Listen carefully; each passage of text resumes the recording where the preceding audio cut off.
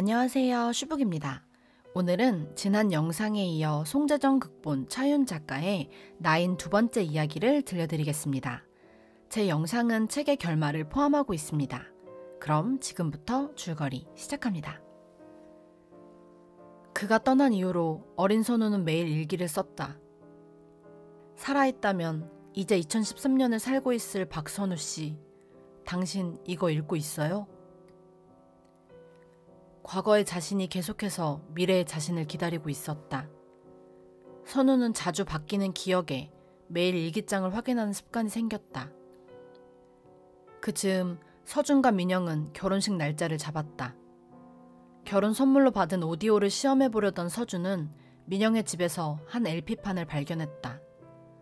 겉에는 직접 손으로 쓴 I will always love you 라는 노래 제목이 적혀 있었다. 그리고 그 아래 2012년 12월 23일 포카라에서 JMY 라고 쓰여 있었다. 순간 서준은 바로 그 날짜에 민영이 포카라에 다녀왔다는 기억이 떠올랐다. 화가 난 서준이 내민 LP판을 본 민영은 말이 안 된다고 생각하는데 갑자기 뇌리에 짧은 기억이 스쳤다. 포카라에서 LP판에 글씨를 쓰고 있는 자신 뒤에 누군가 누워 있었다.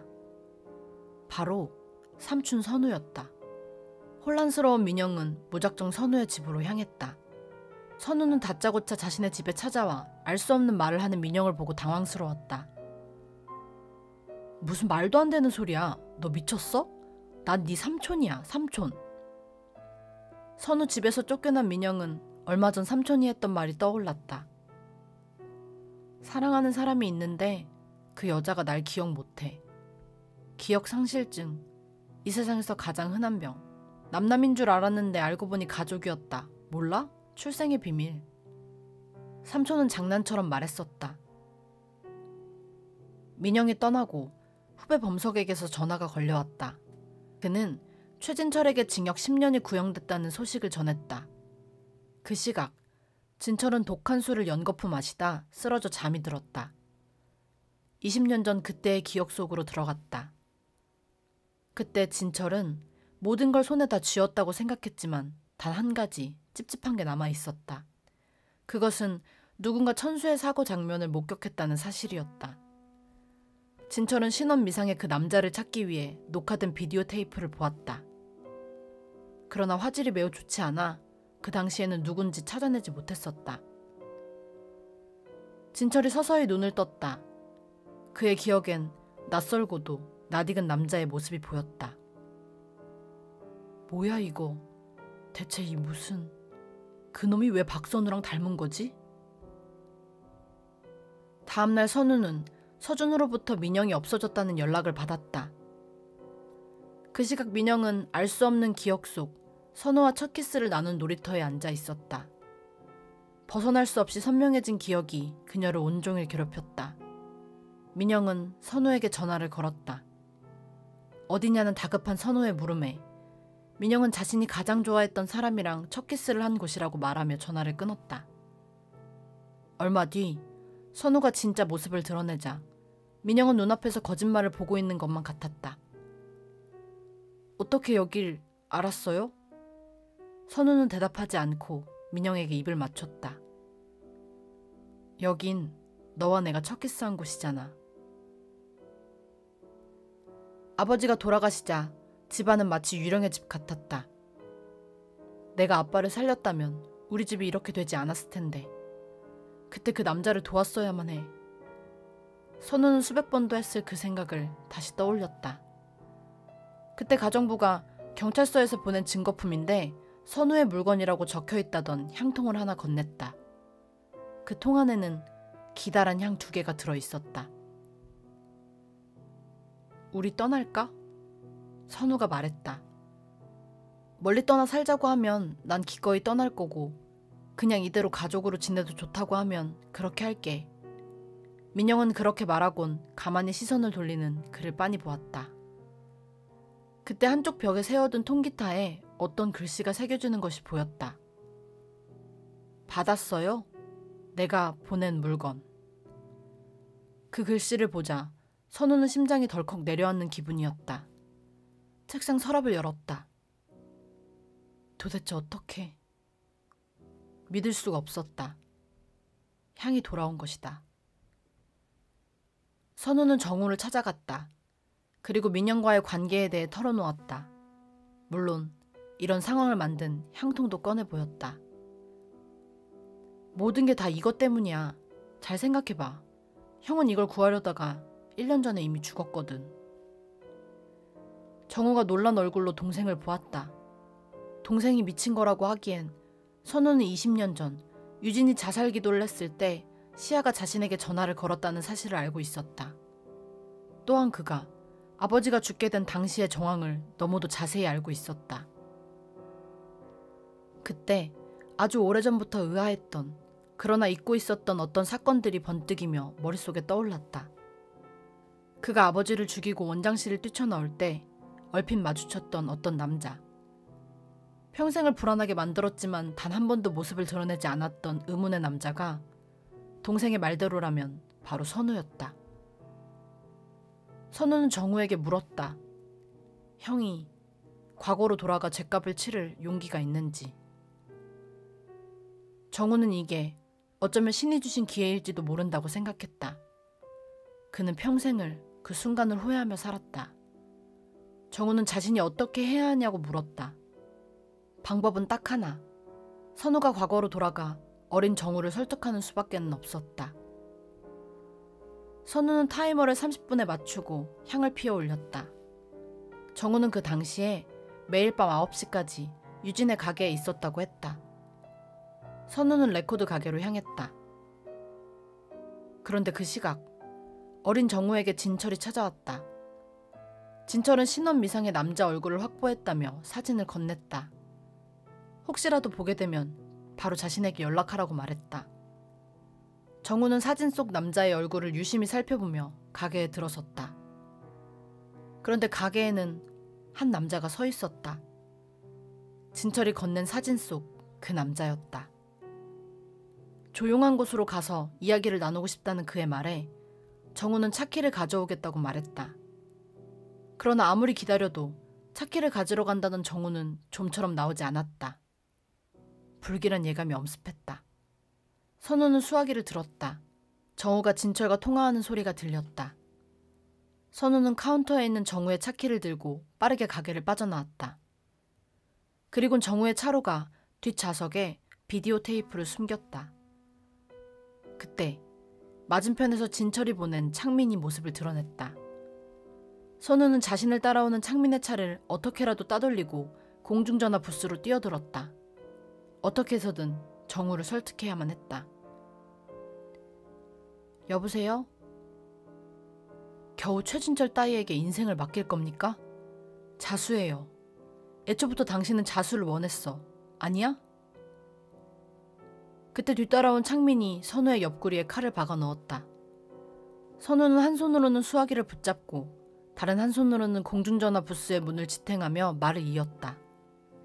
최진철은 앞으로 더 많은 사람을 죽게 만들 겁니다. 녹화된 비디오는 당신 차 뒷자리에 뒀어요.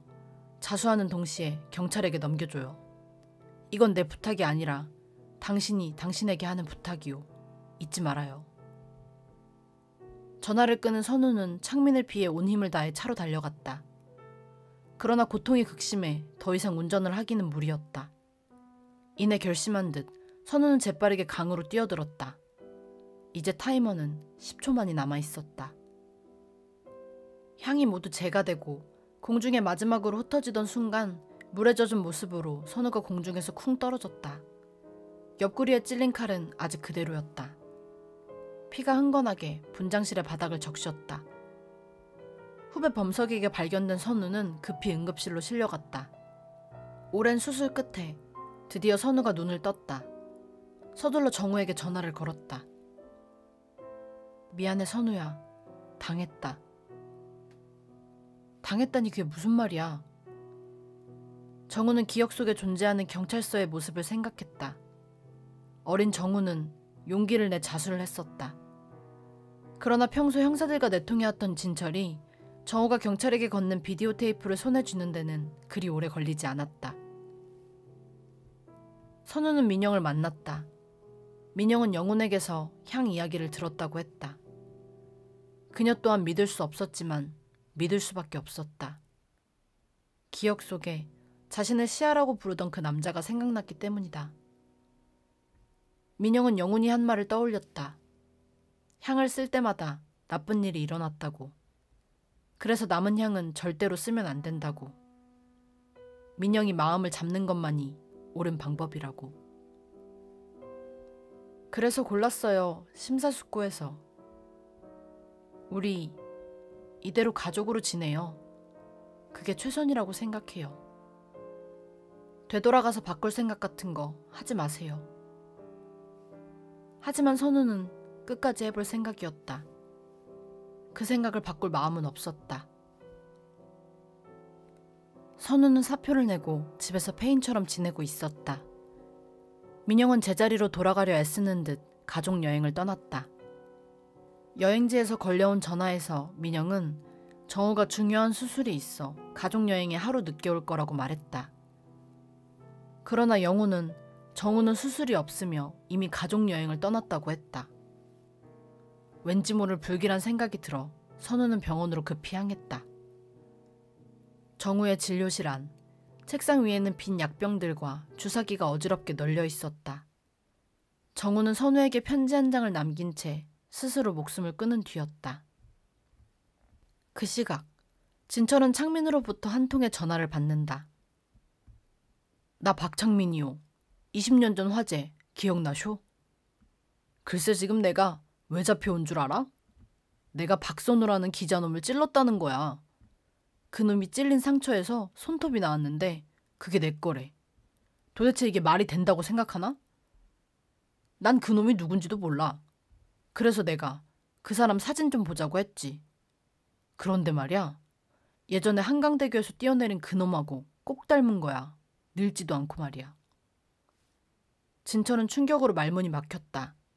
손톱이 창민의 것이 분명하다면 가능한 결론은 한 가지뿐이었다.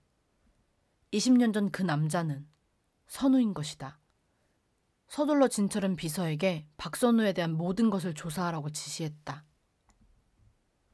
선우는 정우가 남긴 편지를 찬찬히 읽어 내려갔다. 선우야, 고통스런 순간마다 너에게 모든 짐을 떠맡기고 또다시 도망가는 형을 용서해다오. 너에게도 차마 말하지 못한 이야기가 있다. 내 비루한 출생에 대해. 아버지를 죽이게 된 바로 그날, 아버지의 입을 통해 들었던 바로 그 말은 숨을 쉬기 힘들 만큼 그를 짓눌렀다. 진철은 명희가 자신을 사랑한다고 생각했고 천수의 아내가 되기로 결심한 그녀의 선택을 배신이라고 단정했다. 명희는 진철을 사랑한 적이 없었다. 하지만 진철은 자신의 패배를 순순히 받아들이는 인간은 아니었다.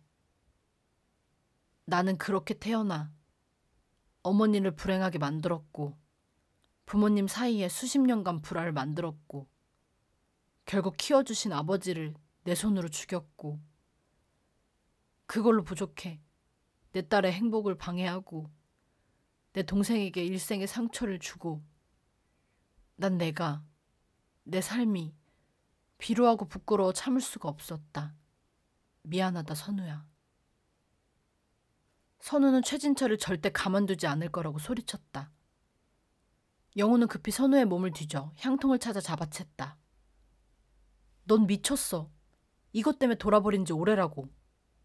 그때 영훈의 손에 들려있던 향통이 영화 속 한 장면처럼 갑자기 사라져버렸다. 향은 그 어디에도 없었다. 진철은 비서가 가져온 서류들을 들춰보았다. 선우의 문자 메시지를 뒷조사한 서류였다. 그 안에는 이상한 내용의 문자가 몇 개 있었다. 향? 향이 대체 뭐란 말이냐? 그때였다. 형사가 자신에게 건넸던 향통이 기억났다. 20년 전 선우의 아버지 천수가 세상을 떠나고 난 뒤 형사가 가져온 물건이었다. 그 향이다. 천수는 비서를 시켜 사무실을 뒤졌다. 그리고 마침내 서랍 구석에서 향통이 든 봉지를 발견했다. 진철은 얼른 향 한 개를 집어들어 불을 붙였다. 과거로 돌아간 진철은 제일 먼저 창민에게 전화를 걸었다. 그리고 지금 당장 박정우 동생 박선우를 죽여야 한다고, 가능하면 최대한 빠르게 처리하라고 명령했다. 그 시각 선우는 향이 사라진 것이 진철의 짓이라고 생각했다. 진철을 찾아갔을 때 역시 빈 방에 향 하나가 혼자 제 몸을 태워가고 있었다. 선우는 급히 향을 꺼버렸다. 그러자 진철이 공중에서 침대로 떨어지며 넘어졌다. 선우에게 향통을 빼앗겼지만 진철은 상관없었다. 이미 창민에게 어린 선우를 반드시 죽이라고 말해뒀기 때문이었다. 선우는 잠깐이지만 진철이 과거로 다녀온 것이 몹시 불안했다. 그래서 마지막 남은 향에 불을 붙였다. 그리고는 곧장 진철을 찾아가 의자에 묻고 위협하며 당장 창민에게 전화를 걸어서 지금 선우가 어디 있는지 물어보라고 시켰다. 창민은 아까 다급한 진철의 전화를 받고 어린 선우를 찾아가 다짜고짜 칼을 휘둘렀다. 그가 휘두른 칼에 손목과 어깨를 찔린 어린 선우는 레코드숍으로 도망쳤다. 하지만 창민은 끝까지 그를 쫓아왔다. 창민이 어린 선우의 머리 위로 망치를 쳐들었다. 그때 뒤에서 야구 방망이가 창민의 몸을 가격했고 그는 쓰러졌다. 괜찮아? 어린 선우는 다시 찾아온 미래의 자신을 알아보았다. 어린 선우에게 중부경찰서로 가서 출입기자인 사회부 오철민 기자를 만나라고 선우가 일렀다. 오 국장은 20년 전 당시 이름난 사회부 기자였다. 부조리를 저지르는 경찰의 뒤를 파헤쳐 기사화하는 데는 그만한 자가 없었다. 그라면 분명 어린 선우를 도와줄 거라고 선우는 생각했다. 2013년 같은 시각 모든 것들이 변하기 시작했다. 영훈도, 민영도 자신의 주변이 변하고 있다는 걸 깨달았다. 민영은 어느새 성당 앞 계단 끝에 서 있는 자신을 발견했다. 결혼식이 열리기 직전이었다. 민영은 급히 성당으로 올라가 안내문에 적힌 글씨를 확인했다. 혼인미사, 신랑 박선우, 신부 주민영 이렇게 쓰여 있었다. 정우는 눈을 떴다. 자신은 분명 죽었었다. 그러나 다시 눈을 떴을 때 그의 눈에 국제의료봉사단체 그린호프라는 기다란 현수막이 보였다. 순간 정우는 자신이 새로운 인생 속에 들어온 것을 확연히 깨달았다. 자신이 선택한 삶의 20년 뒤 모습이었다. 진철 또한 놀라서 주위를 둘러보았다. 그가 서 있는 곳은 의료기 판매상들이 줄지어 있는 상가였다. 얼룩진 간판에는 명세의료기라고 적혀 있었다. 진철은 쓴 웃음을 지었다. 기억 속 20년 전 진철은 결국 법의 심판을 피할 수 없었던 것이다. 예식이 얼마 남지 않았다. 민영은 선우에게 전화를 걸었다. 그러고 보니 삶이 뒤바뀐 이후로 아직까지 선우의 얼굴을 보지 못했다. 그 시각 선우는 공중전화 부스 안에서 시간이 흘러가기를 기다리고 있었다. 5, 4, 3, 2, 1. 이제 여행은 끝났다. 그런데 전혀 예상하지 못한 일이 벌어졌다. 그는 여전히 공중전화 부스 안이었다. 선우는 허탈하게 웃었다. 그는 시간 속에 갇힌 것이다. 그것이 9개의 향이 지닌 비밀이었다. 진철은 선우와의 대결에서 진 것을 어떻게든 바꾸고 싶었다. 그때 갑자기 새로운 기억이 떠오르기 시작했다. 기억 속 과거 진철은 그 놈을 막아야 한다는 생각뿐이었다. 서둘러 차를 몰아 빠르게 달렸다. 그때 공중전화 부스에 그놈이 서 있는 것이 보였다. 길게 생각할 것도 없었다. 그는 앞으로 돌진했다. 거기까지 기억이 미치자 현재의 진철은 이래야 세상은 공평한 거라며 소리내어 크게 웃었다. 영훈에게서 정우는 선우가 과거에서 돌아오지 못한 것 같다는 말을 들었다. 또한 선우의 차가 발견된 곳에서 최진철을 봤다는 이야기도 전했다. 정우는 그 길로 진철을 찾아가 선우 어딨냐고 소리쳤다. 진철은 웃으며 자신이 죽여버렸다고 말했다. 과거에서 말이다. 못 믿겠으면 과거 뺑소니 기록을 조회해보라고 주소까지 친절히 알려주었다. 당신 왜 그렇게밖에 못 살아? 2번이나 생을 살면서 왜 하나도 변하지 않느냐고.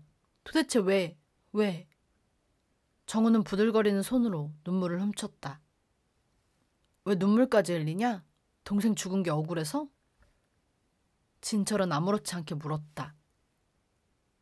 정우는 대답했다. 그보다 내 아버지가 이런 사람밖에 안 된다는 게 속상해서 그럽니다. 그리고 정우는 진철을 스쳐 밖으로 나가버렸다. 진철은 의자에 힘없이 주저앉았다. 그제야 자신의 눈물이 얼마나 추하고 더러운지 조금은 알 수 있었다. 태어나 지금처럼 쉼없이 눈물을 흘려보기는 진철의 인생에서 처음이었다. 차에 싣고 다니던 의약품 가방 속에서 약을 하나 꺼내 들었다. 진철은 약을 입안에 넣고 삼켰다. 그렇게 진철은 숨을 거두었다. 정우는 아버지 진철과 헤어지고 난 뒤 영훈과 함께 경찰서로 갔다. 진철의 말대로였다. 무연고 사망자 유품에서 선우의 휴대폰이 발견됐다. 혹시나 하는 마음에 전원을 눌렀다. 놀랍게도 작동이 됐다. 영훈은 바탕화면에서 음성녹음 아이콘을 찾았다. 떨리는 손으로 파일을 눌렀다. 2013년 4월 24일 내 친구 한영훈에게 보내는 첫 번째 메시지. 영훈아, 향이 마지막까지 나를 조롱한다. 난 지금 과거에 갇혀 있어. 2번째 메시지. 난 여전히 과거에 갇혀 있다. 궁금하다. 거긴 지금 어떻게 바뀌었을지. 민영이는 주민영으로 변했을지. 우린 예전보다 행복해졌을지. 3번째 이야기. 난 많이 다쳤다. 돌아갈 방법은 여전히 없고. 하지만 내 인생의 결론이 이런 식은 아니라고 믿고 싶다. 4번째 메시지. 또 질 순 없어. 마지막엔 내가 이길 거다. 난 살아날 거야. 돌아갈 거고 난 절대로 안 져. 5번째 메시지. 난 영원히 못 돌아갈 거야. 친구 영훈아, 고맙다. 매번, 매 생애마다 한결같이 가장 진실한 친구가 되어준 너.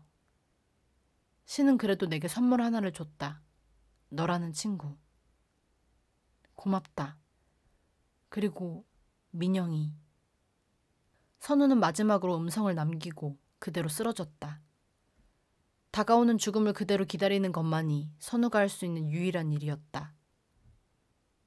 순간 들리는 목소리. 아저씨? 시아였다. 아저씨 다쳤어요? 119 부를까요? 아저씨 기억나요. 엄마를 응급실에 데려다 줬잖아요. 선우는 시아의 말에 애써 미소를 지었다. 내 얼굴 잘 기억해. 절대 잊으면 안 돼. 나중에 혹시 나랑 꼭 닮은 사람을 만나게 되면 절대 가까이 하지 마. 네 인생을 망칠 사람이니까 무조건 피해. 알았지? 약속해. 시아는 선우를 향해 새끼손가락을 내밀었다. 선우는 시아의 손가락에 자신의 손가락을 걸었다. 그리고 곧바로 바닥에 쓰러졌다. 2007년 신입기자 환영회식. 빠지지 말라는 오 국장의 전화에 하는 수 없이 선우는 회식 장소의 문을 열었다. 그때 문 쪽에서 춤을 추던 민영이 문에 정통으로 부딪히며 기절했다. 늦게 온 주제에 꽃 같은 후배를 팼다고 오 국장이 나무랐다. 선우는 어이가 없었다. 이마에 큰 반창고를 붙인 민영이 기절한 듯 잠들어 있다가 번쩍 눈을 떴다. 민영은 선우를 쳐다보았다. 어린 시절 공중전화 부스에서 봤던 남자의 얼굴이 떠올랐다. 민영은 선우에게 물었다. 혹시 애인이 있으세요? 되게 멋있으세요. 뭐 이런 개또라이가 들어왔어. 선우와 민영의 인연은 그렇게 시작되었다. 2012년 12월, 선우는 포카라에 있는 민영과 통화 중이었다. 이거였어, 이거. 이제 알았어. 선배가 내 인생을 왜 망치나 했더니 이거였다고. 사람 피 말려서 노처녀로 늙어 죽게 하는 거. 그래서 인생 망친다고 한 거였어. 난 그것도 모르고. 그 사람 말을 애초에 들었어야 해. 민영이 주저앉아 울었다. 피하라고 했고 관심 끄라고 했다며. 네 인생 망친다고. 약속까지 해놓고 왜 그 말을 안 들었어?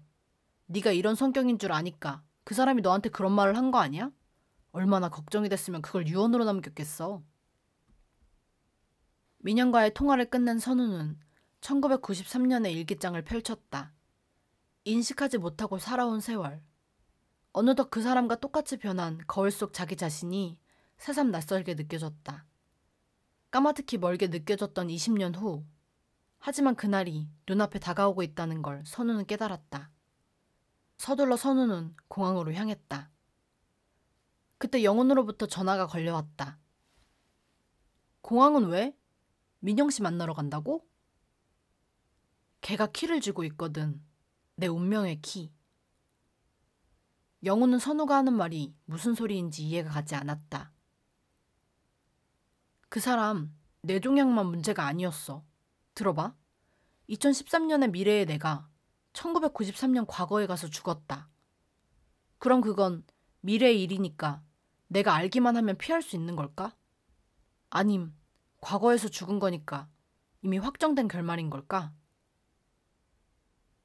네팔행 비행기에 올라탄 선우는 자신의 운명을 향해 비행을 시작했다. 어떠셨나요? 결말이 해피엔딩인지 새드엔딩인지 헷갈리시죠? 저 또한 곰곰이 생각을 해보았습니다. 그래서 내린 결론은 저는 선우가 죽지 않을 거라고 생각합니다. 책의 시작에서 선우가 포카라로 떠났던 것처럼 20년이 지난 후 선우는 다시 포카라로 향하잖아요. 그러나 차이가 있다면 어린 선우는 선우가 향을 통해 과거로 갔다는 사실을 안다는 겁니다. 그래서 20년이 지난 지금 선우가 향을 사용하지 않는다면 20년 전 선우가 과거에 간 사실이 없어지게 되고 그러면 과거에 갇혀 죽을 일 또한 없어지게 되지 않을까요? 여러분들은 어떻게 생각하시는지 댓글로 남겨주세요. 오늘 영상도 재밌게 보셨다면 좋아요와 구독 눌러주세요. 다음 영상으로 찾아오겠습니다. 지금까지 슈북이었습니다. 슈북슈북.